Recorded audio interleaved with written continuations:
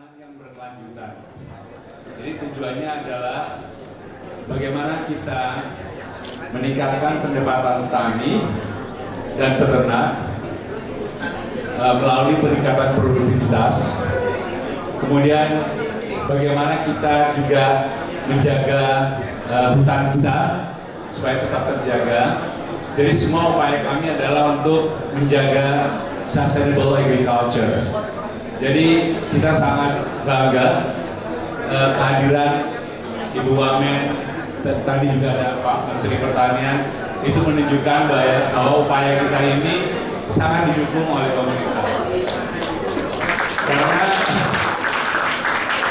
Karena yang kita harapkan itu sama, ya. Kita ingin petani, nelayan bisa lebih baik kesejahteraannya, kita bisa memproduksi hasil-hasil komoditi yang kita bisa ekspor, dan juga kita membawa di sini ada 45 perusahaan yang ingin berinvestasi, yang ingin juga ikut bekerja sama untuk bagaimana kita meningkatkan human capital development daripada petani nelayan kita di sini. Ya, itulah kunci dari peningkatan produktivitas, sehingga dari lahan yang ada kita bisa memproduksi komoditas itu bisa 4-5 kali lipat dari produktivitas yang sekarang yang ada.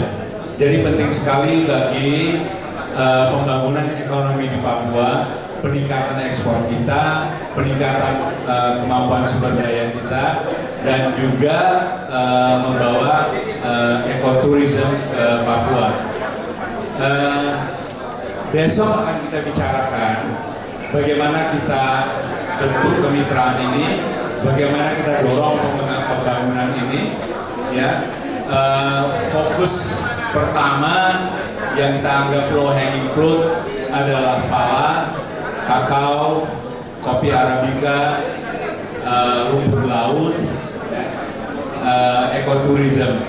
Jadi kalau ini kita dorong, 30.000 keluarga yang sekarang bertani itu bisa meningkatkan produktivitasnya, punya akses ke pasar, dan itulah yang akan meningkatkan pendapatannya. Kemudian kita harapkan juga dari seaweed, dari vanilla, dari pala, dari ekoturism bisa diciptakan tenaga kerja baru, ya, 30.000 tenaga kerja baru. Nah itu tentu sangat sejalan dengan target-target pemerintah dan tentunya Bapak Gubernur sendiri untuk membangun ekonomi di Papua ini. Jadi kita harapkan besok Bapak-Bapak, Ibu-Ibu benar-benar bisa memanfaatkan pertemuan yang langka seperti ini.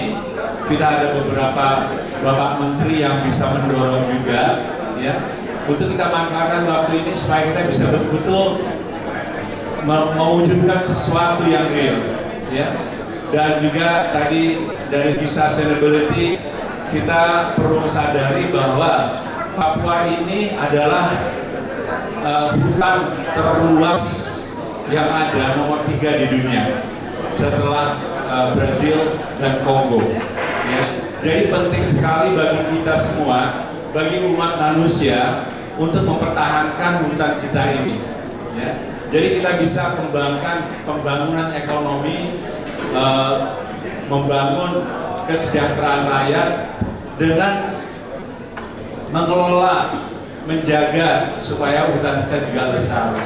Itu yang kita harapkan. Mudah-mudahan besok kita bisa benar-benar manfaatkan ini untuk bekerja sama, untuk kita bisa bagaimana mendukung program pemerintah Indonesia. Terima kasih, selamat malam. Terima kasih. Yang terhormat Bapak dan orang tua saya, Gubernur Provinsi Papua Barat, Bapak Domingus Mandacan, kemudian Wakil Gubernur Provinsi Papua, Bapak yang saya hormati juga, yang hadir pada malam hari ini menunjukkan keseriusan dan dukungan kepada kami. Mbak Wakil Menteri, Ibu Wakil Menteri, Mbak Angela, saling melihat di TV, tapi malam ini kita bisa bertemu di Holy Room, minum aqua bersama. Kemudian perwakilan yang terhormat Kementerian Koordinator Maritim dan Investasi Pak Luhut Panjaitan yang diwakilkan pada malam hari ini, Menteri Pertanian, kemudian Menteri Lingkungan Hidup, dan yang mewakili. Juga yang saya kagumi CEO dari Yayasan Inisiatif Dagang Hijau Indonesia, Mas Idrian Ardiansyah dan tim. Let me start with this thing. Karena saya harus berbicara kepada para investor. Saya sebagai anak Papua yang meyakinkan mereka bahwa berinvestasi di sini sambil membangun masyarakat adalah pilihan yang tepat yang mereka buat pada malam hari ini. Let me start with a story. When I was appointed as one of the special staff of the president a couple of weeks ago, a lot of people asking questions: who is this young man standing right beside the president and talking about the policy and development of the country? And actually, not a lot of people knew, myself, especially in Papua, because for long, if you want to rise up as a leader here, you have to be a political kind of, activist or social activist. I am just a humble young entrepreneur. I start my own business with my own hands and build it right through. And when I was standing there, I was kind of giving a message to all people that we, Papuan youth, can also be an entrepreneur. Because there's a lot of doubt, there's a lot of questions of like whether if we invest in Papua, can we find the right people to do the investment? Because the question of investment is actually investing, do you have right people for me to invest in? So ladies and gentlemen, all the investors who come tonight, let me bring to you a lot of other inspiring young entrepreneurs, not just myself.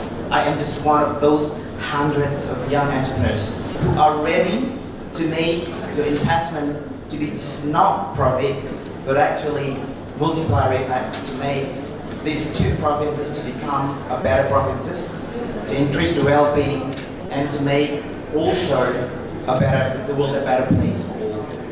So I would like to call, saya ingin memanggil 23 pebisnis muda untuk boleh maju ke depan. Hadir bersama-sama di sini. Ada.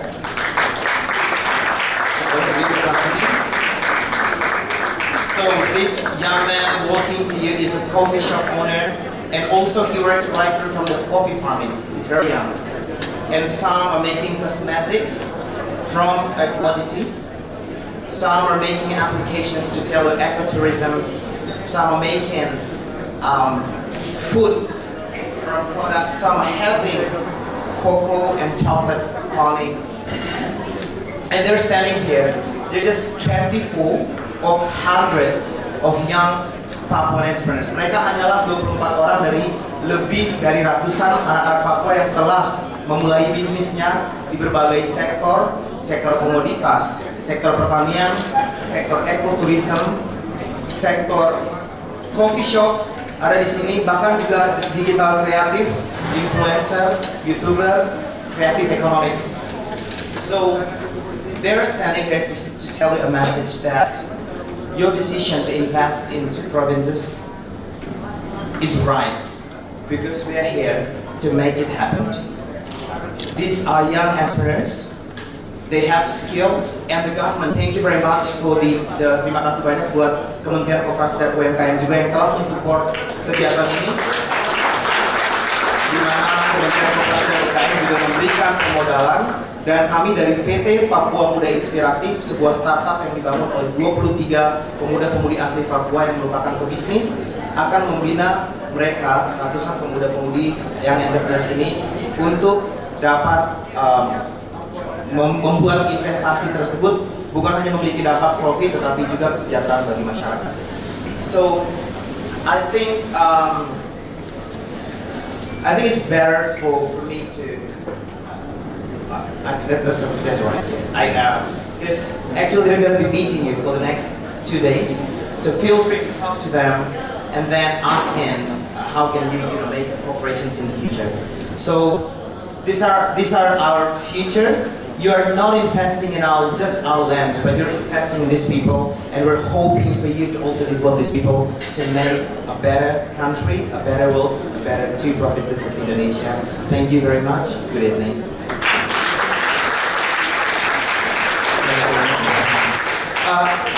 ada 3 orang yang ditunjuk untuk mempitching, boleh berdiri di sini. Oke.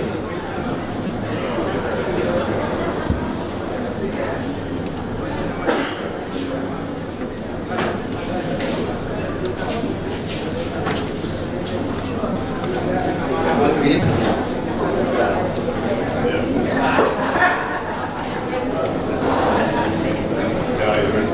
So, just a couple of minutes for me to give you 3 examples of the businesses.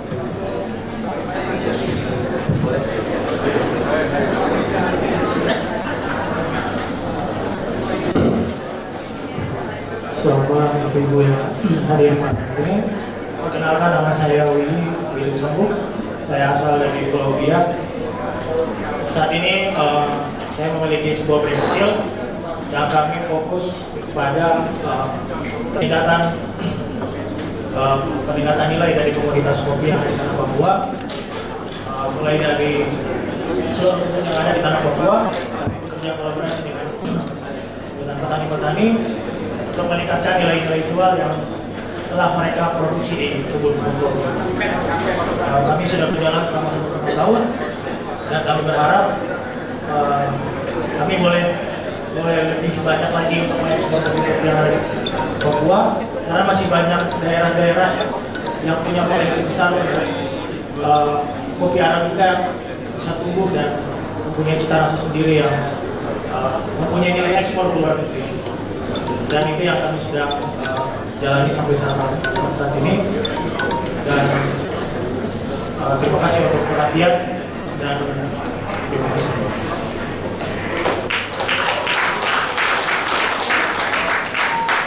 Terima kasih. Perkenalkan, nama saya Ros Margaretha Jarsarareni.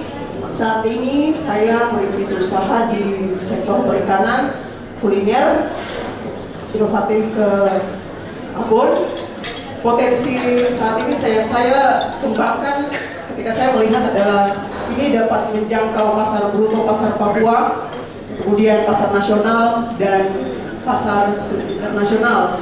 Kemudian potensi sendiri dari ikan asap atau ikan asar ini sendiri yang saya dapat lakukan ke abon dapat membantu anak-anak di wilayah pegunungan atau wilayah kesulitan ikan untuk sebagai asupan gizi, karena sebagai spesifik untuk ketika bencana alam juga ini sebagai makanan siap saji yang dapat menggantikan mie yang berprotein tinggi untuk anak-anak dan juga para korban bencana. Mungkin itu ya, terima kasih. Assalamualaikum warahmatullahi wabarakatuh. Selamat malam. Perkenalkan, nama saya Teguh Hidayat Iskandar Alam. Saya adalah CEO dari JustGo, sebuah platform digital untuk menjual paket wisata ekoturism, dan juga kami membuat e-commerce seperti Tokopedia dan lain-lain untuk menjualkan produk-produk UMKM lokal. Jadi teman-teman di sini yang punya produk UMKM lokal silakan bergabung sama kami. Dan yang ketiga adalah kita mengembangkan pelatihan guide-guide dari anak-anak masyarakat Papua. Kita melatih mereka dan untuk mensinergikan dengan aplikasi kami, sehingga aplikasi kami bisa dijual. Kita tahu bahwa Raja Ampat merupakan showroom dari banyak fauna dan flora dan juga banyak seni budaya yang harus dieksplor oleh bapak-bapak dan ibu-ibu yang ada di sini, karena Raja Ampat mempunyai potensi turis yang berkelanjutan per 10 tahun. Kalau misalnya kita lihat dari tahun 2016 sampai tahun 2020 meningkat sekitar 15.000 pengunjung ke Raja Ampat saja, sedangkan ke Papua sekitar 6.000 sampai 8.000 pengunjung. Sehingga dengan pasar yang besar ini kami yakin sebagai startup yang muncul dari Indonesia Timur untuk mengembangkan wisata yang bermanfaat dan juga bisa booming di seluruh dunia. Terima kasih. Dan juga ada 2 contoh bisnis yang dibangun bersama dengan sektor swasta, yaitu BP Tangguh, di mana juga ada perwakilan dari BP hadir di sini, Head of Country FBP Pak Suryo dan Pak Buyung yang ada di sana. Mereka melatih anak-anak asli Papua di sekitar kampung untuk menjadi supplier buat kebutuhan operasi BP. Dan 2 bisnis yang juga kita perkenalkan malam ini adalah bisnis transportasi dan juga bisnis food supply.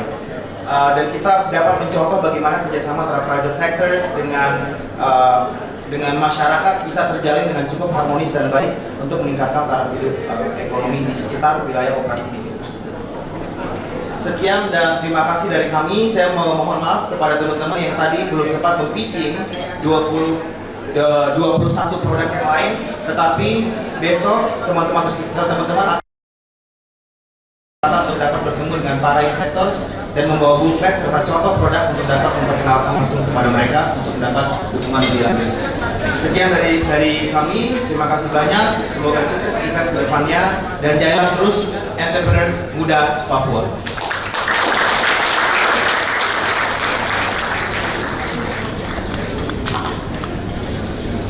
Selamat malam, salam sejahtera bagi kita semua. Izinkan saya berbicara dalam bahasa Inggris mengingat ada peserta-peserta dari luar negeri pada hari ini. His Excellency Mr. Domingus Mandacan, Governor of West Papua. His Excellency Mr. Clementino, Vice Governor of Papua. Mas Billy Mambrasar, Presidential Special Staff yang sangat inspirational tentunya. Mr. Jos Orhoizen, CEO IDH, distinguished guests, ladies and gentlemen. First of all, I would like to thank the coordinating Ministry for Maritime and Investment, Papua and West Papua Province Government, and Yayasan Inisiatif Dagang Hijau for being the initiator of this high-level meeting. It's been a great honor for me to attend the high-level meeting on Green Investment Blueprint for Papua and West Papua in this beautiful city of Sorong. As the largest archipelago, over 17,000 islands across the nations of Indonesia, resources originated from the nature, culture, and people have been our valuable assets and our wealth.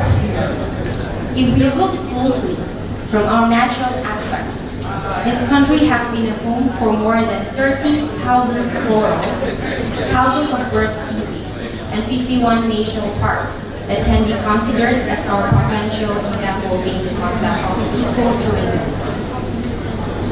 Why ecotourism? According to the International Ecotourism Society, ecotourism is defined as responsible travel to natural areas that conserves the environment, sustains the well-being of the local people, and involves interpretation and education. So the development of ecotourism will definitely unite conservation with local communities and incorporates important aspects of the sustainable travel. It should minimize impact and provide a financial incentive for conservation and local society. If we look at the Sustainable Travel Report 2019 by Booking.com, more than 70% of travelers believe that people need to act now and make sustainable travel choices to save the planet for future generations. Meanwhile, 71% of travelers think that travel companies should offer consumers more sustainable travel choices. So considering the ecotourism benefits and growing demand for sustainable travel above, Papua and West Papua Province have the potential to be ecotourism destinations.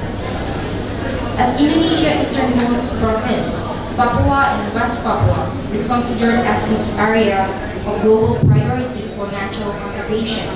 It is home to almost half of the country's total biodiversity, a significant portion of the world's tropical forests, and some of the most pristine coral reefs in the world.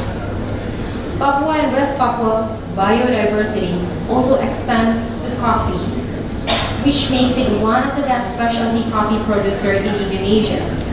Among others are Arfak Mountain Arabica coffee, Papua Dodiai Arabica coffee, and Balium Wamena Arabica coffee.